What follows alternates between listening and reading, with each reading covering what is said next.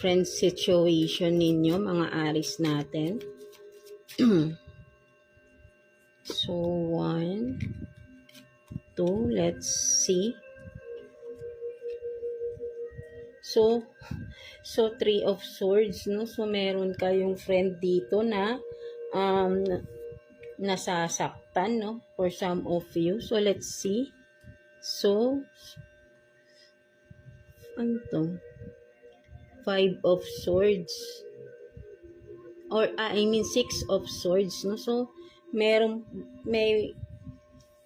yan, no? Parang merong gustong lumayo. Parang pero hindi niya magawa, no? Nasasaktan itong kaibigan mo na ito, no, mga Aries, no? So, I don't know bakit siya nasasaktan, no?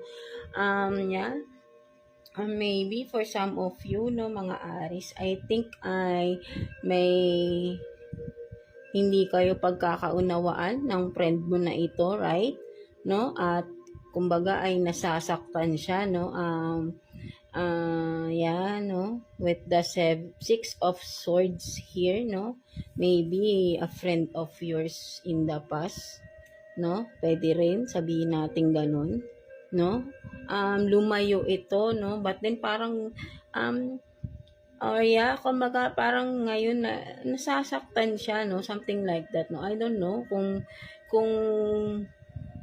itong friend mo na ito, no, for some of you, I think parang pwedeng sabihin natin may gusto, something like that, no, kaya nasasaktan siya. I don't know kung bakit, no, maybe for some of you, no, I don't know kung anong basta meron kayong kaibigan dito na nasasaktan, no, something like that, no.